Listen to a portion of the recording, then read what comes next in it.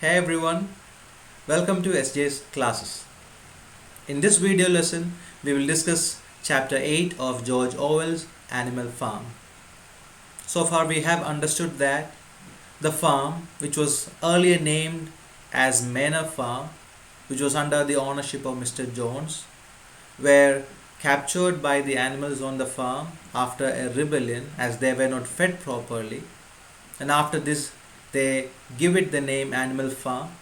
And later on, as we read the novel, we understand that it is animals who control all the activities on the farm. Everything goes well until Napoleon, the authoritarian, the autocrat on the farm, takes control of the farm. He chases out Snowball. He uses his guard dogs to enforce his decisions. And he takes things to the extent that he is ready to even kill his own fellow beings if they object against his decisions. In the previous chapter, we saw that some of the animals are slaughtered. They are slaughtered because they objected to his decisions. The hens, the pigs, all of them objected to his decisions, to his authoritative behavior, and they are killed. So things have changed much on Animal Farm. It is not the farm that they had dreamt of earlier, or the farm or the world that all Major talked about in chapter number 1. Many things have changed, and it's the pigs under the leadership of Napoleon who control the farm. The other animals have no role in the overall functioning of the farm. We also saw that one of the commandments was violated. Commandment number 4. It was earlier written that no animal shall sleep in bed. But as we read, we understood that the commandment was altered. It was rewritten as no animal shall sleep in bed with sheets. And thereby the pigs, through squealer, are able to justify their act of residing in the farmhouse. In the previous chapter, which is chapter number 7, we saw that the animals are slaughtered. There was a commandment number 6, which said that no animal shall kill any other animal. At the very beginning of chapter 8, we understand that the animals sense something uneasy about the commandments that were written on the side of the barn. They smell that, they understand that this was not the case. This was not how we had decided earlier, that there was a commandment against killing animals. And at the very beginning of chapter 8, they understand that something happened and commandment number 6 has changed. Let us go through the important events of chapter 8. Chapter 8 begins with the animals' uneasiness regarding commandment number 6. They remembered, or thought they remembered, that the 6th commandment read, no animal shall kill any other animal. But when Muriel reads the commandment, they find that something has happened to the commandment. It read, no animal shall kill any other animal without a cause. Something seemed to be strange. As readers, we understand that this is not the case, that the commandment has been rewritten, that the phrase without cause has been added to the old commandment. But the animals, since they have a very poor memory, they don't understand this. They think that the act committed by, or the brutal murder committed by Napoleon stands justified as far as the commandment is concerned. The last 2 words had slipped out of the animal's memory, exactly because it was never written before. And this is how the pigs, under the leadership of Napoleon, justify their cruel acts committed on the farm. So the animals find that nothing wrong has happened, no commandment had been violated. Throughout that year, the animals have to work hard They have to work hard because they decided to build the windmill even thicker. In the previous chapter we saw that the windmill was demolished, and now they have decided to build it even thicker, so which means more job for the animals on the farm.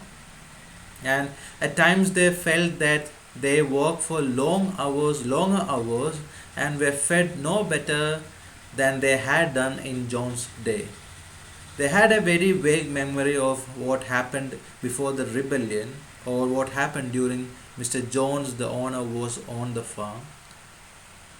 But as of now, they feel that they were working for more hours and that they were not being fed properly. All orders were issued through Squealer or one of the other pigs. Napoleon himself was not seen in public as often as once in a fortnight. So it's only in a fortnight, 14 days, that he appeared before the public or the animals on the farm. I hope you remember the condition of the farm earlier. When the farm was brought under the control of the animals, all the animals sat together. They held meetings on all Sundays. They discussed and debated the schedule for the next week, and that is how they decided on the policies on matters of importance with respect to the farm. But as of now, once Napoleon took charge, he gave the orders to the animals through the pigs, and it was mostly Squealer. Now, Napoleon had isolated himself.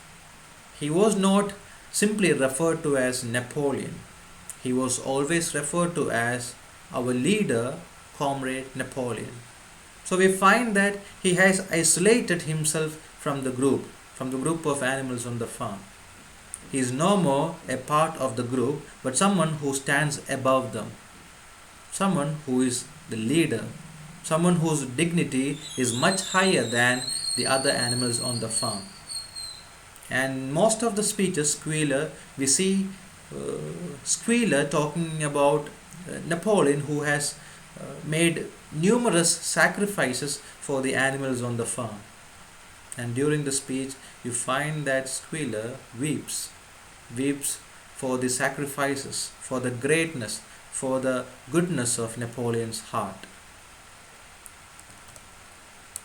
And the poet Minimus. We have a pig named Minimus, and he is the poet on the farm, and he composes a poem for Napoleon. And the poem reads, "Friend of fatherless."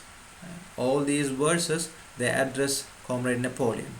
Friend of fatherless, fountain of happiness, lord of the swill bucket, the bucket in which they get their food. Oh, how my soul is on fire when I gaze at thy calm and commanding eye. Look at the wonderful verse that has been written by Minimus. But the irony is that this is being written about an authoritarian. Like the sun in the sky. So his eye is being compared to the sun in the sky. You have a simile there. And all this is being said about Comrade Napoleon. Thou art the giver of all that thy creatures love. So you are the ones who provide us. Even though the animals have a general feeling that they are not being fed properly, Minimus writes, you are the giver of all that the creatures love. Full belly twice a day, clean straw to roll upon. Every beast, great or small, sleeps at peace in his stall. Thou watchest over all, Comrade Napoleon. So Napoleon is, through the poem, Napoleon is addressed as a person who protects the farm, who guards the farm, who puts everything possible for the protection of the farm. The poem further states, had I a sucking pig, ere he had grown as big. Ere means before. Before he had grown as big even as a pine bottle or as a rolling pin, he should have learned to be faithful and true to thee.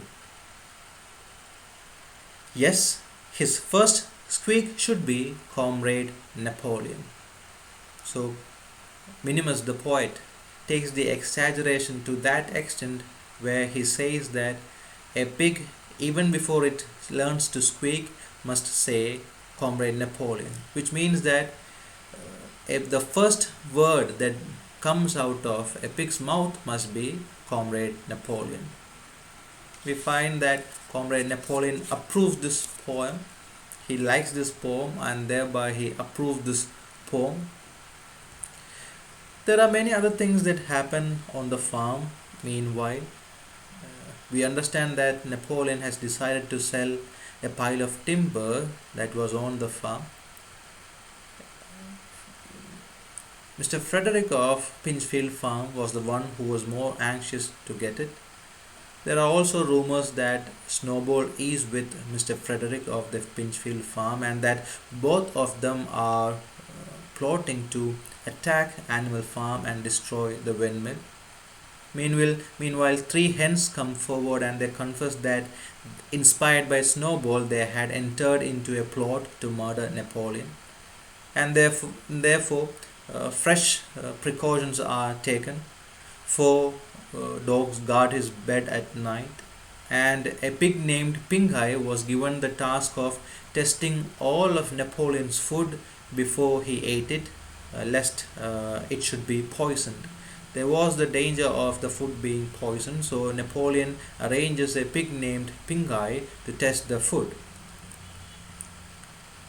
And it is about this time that Napoleon decides to sell the pile of timber to Mr. Pilkington, who owns Foxwood. And he was also going to enter into a regular agreement for the exchange of certain products between Animal Farm and Foxwood. Now, Old Major had warned the animals not to engage in trade with the human world, but this was not heeded. Napoleon decides to conduct business, and it was done through Mr. Wimper. Earlier, it was decided to sell 400 eggs to the humans through Mr. Wimper, and now Napoleon has decided to sell the pile of timber to Mr. Pilkington, and also an agreement was made for exchange of certain products between Animal Farm and Foxwood, which is owned by Mr. Pilkington. And as time went by, the windmill was nearing the completion, and as the work progressed, there were heightened rumors that there will be an attack on the windmill, and that was being plotted by Frederick and Snowball. Also, terrible stories were being heard about the cruelty that Frederick practiced upon the animals on his farm. And in the autumn, the work of the windmill was complete. It was a big job, and the animals were really happy that the job was done. It was worth the effort. Napoleon, attended by his dogs and his cockerel, he comes down to see the completed work. He congratulates the animals on their achievement, and finally he announces that the windmill would be named Napoleon Mill. You should remember that Napoleon had objected to the idea of windmill at the very outset. It was Snowball's idea, but he later on, after chasing away Snowball from the farm, he appropriates that idea and he decides to construct the windmill. He even states that through Squealer, he even states that the idea of windmill was originally made by Napoleon and not Snowball. Since the animals have a very poor memory, they are not able to identify what is what.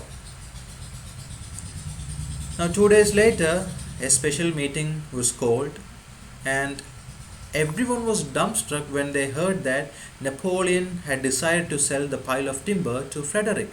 Everyone was surprised, shocked. It was said that Snowball was on Pinchfield along with Frederick, and both of these characters were plotting to attack Animal Farm and to destroy Windmill. But as of now, Napoleon had decided to sell the pile of timber to Frederick. No one understood what was happening. Everything was worked out. The next day, Frederick's wagon would arrive at Animal Farm and would carry away the timber. Now, Napoleon was actually feigning friendship with Pilkington, the owner of Foxwood. And all this while, we understand that Napoleon was in a secret agreement with Frederick. So, Napoleon has turned out to be a character who cannot be trusted. He says something, but in the back, he does something else. Now, all relations with Foxwood had been broken off. Insulting messages had been sent to Pilkington. Earlier, we read that, we understood that Animal Farm was having a good relationship with Foxwood. They had decided to sell the pile of timber to Foxwood, and they were also going to enter into an agreement. But things have changed now. Insulting messages were being sent to Pilkington, and the pigeons were told to avoid Pinchfield Farm and to alter their slogan from Death to Frederick to Death to Pilkington. Earlier, their slogan was Death to Frederick, the owner of Pinchfield Farm, and now it has been altered to Death to Pilkington. Now, all the timber were taken away and banknotes were given in return for the timber, and it was for the first time that the animals were seeing banknotes, currency, and they were really anxious to see it. The animals walk slowly past the banknotes as if seeing something at a museum. Boxer even sniffs at the banknotes. He wants to see what it smelled like. But 3 days later, there is a severe confusion. There is a terrible hullabaloo or a severe confusion.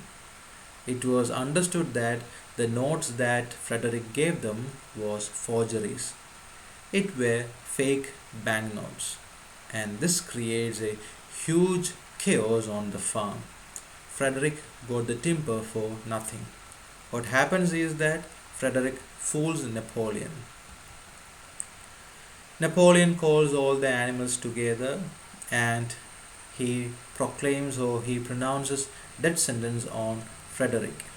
And he also warns them that an attack might come at any moment, an attack from the side of Frederick and his other men. And they did not have to wait for long. The attack came the very next morning. There were almost 15 men with half a dozen guns between them. So they were equipped. They did not come like Mr. Jones and his fellow beings came earlier during the Battle of Cowshed. Now they had weapons with them and they were really equipped. They opened fire as soon as they got within 50 yards. The animals could not defend themselves. Earlier we saw that Snowball was in charge of the defensive operations. Snowball even went through some of Julius Caesar's campaigns to understand the war tactics, and that is how he had arranged the animals, and they came out of that battle successfully. They did not had to lose many animals or much. They did not had to lose anything in they did not lose much as part of the battle, but in this battle they are struggling to come out of it.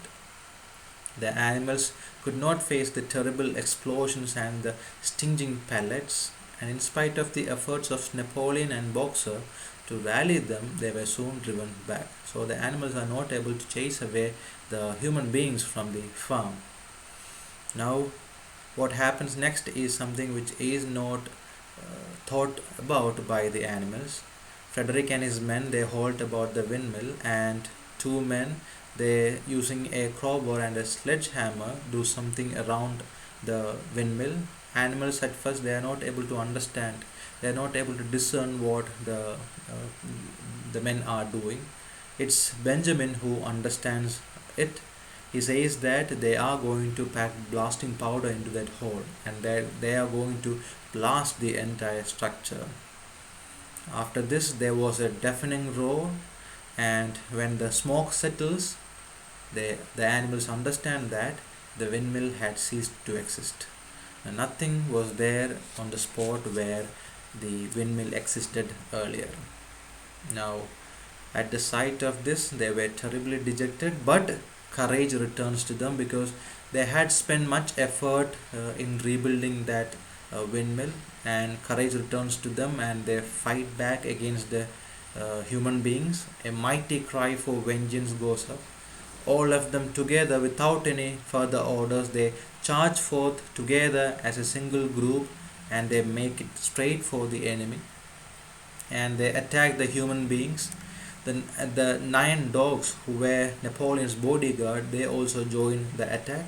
And as all of them came together, the human beings were not able to handle them, or they were not able to even defend them. So Frederick shouts to retreat, and all of them runs back for their real life. The animals had won, but they were all tired and they were bleeding. They did not have that success, victory feeling in their hearts, and many of the animals died. The sight of their dead comrades stretched upon the grass moved of some of them to tears. So this did not happen earlier with respect to the battle of Cowshed. They were all sad at the sight of their dead comrades, and they stand for a little while in sorrowful silence at the place where the windmill had once stood. They have this realization that their labor has gone. It's no more. The windmill is no more. Now, Squealer was absent during the battle, and after the battle, he pops up.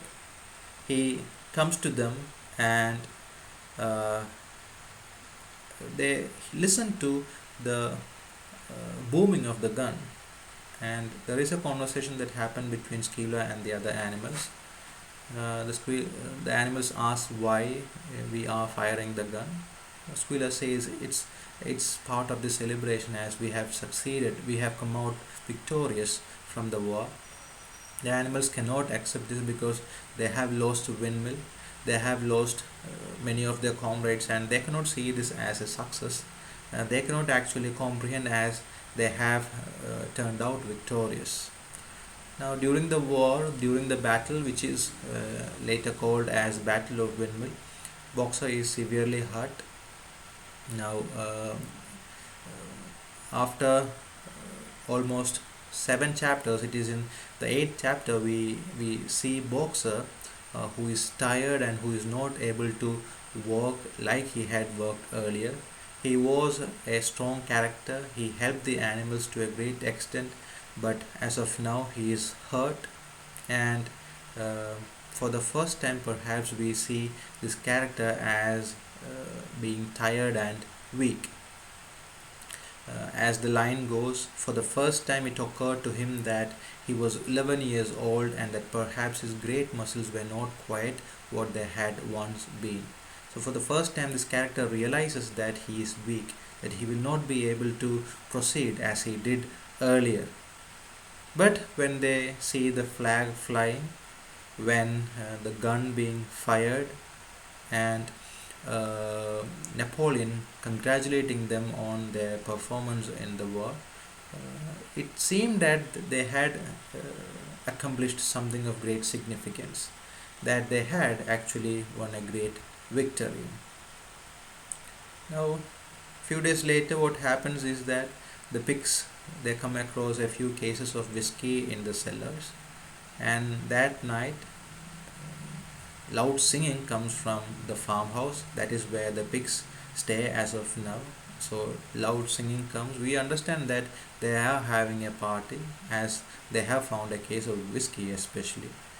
And in the morning, a deep silence hung over the farmhouse.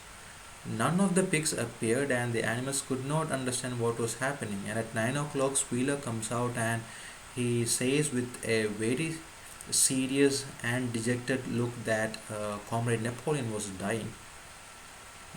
Nobody was able to understand this. They had lost their former leaders who are all Major and Snowball. As of now, they are losing the only leader that they have on the farm, Comrade Napoleon. But by the evening, Napoleon seemed to come back, And the next morning, Squealer tells them that Napoleon was on the road to recovery. So probably among all the pigs, Napoleon is the one who took great amounts of whiskey, and perhaps that is why he seemed like he was about to die. Now, there was at a particular night there was a sound of a loud crash in the yard, and all the animals came out of their stalls to see what had happened. And this is what they see. At the foot of the end wall of the big barn, where the seven commandments were written, there lay a ladder broken into two pieces. And there was Squealer, who was temporarily stunned, and he was sprawling beside the ladder. And in his hand, he held a lantern, a paintbrush, and an overturned pot of white paint. So now we can decipher who is it that was actually altering the commandments. Now, a few days later, Muriel reads the seven commandments, and they had thought that the fifth commandment said no animal shall drink alcohol, but somehow the commandment had changed. It read no animal shall drink alcohol to excess. So the fourth commandment was violated. It was written as no animal shall sleep in a bed with sheets. The sixth commandment too was rewritten. It was written no animal shall kill any other animal without cause. And finally, the fifth commandment too is rewritten. It reads no animal shall drink alcohol to excess. So at the end of 8th chapter, we understand that Napoleon has the complete control of the farm. The animals are not going to enjoy freedom or luxury or even good food. And perhaps just like the human authoritarians, the pigs will definitely turn out as the complete authoritarians on the farm. Thank you for patiently watching and listening. With this, we come to the end of this video lesson. In the next video lesson, I will discuss chapter 9. Thank you.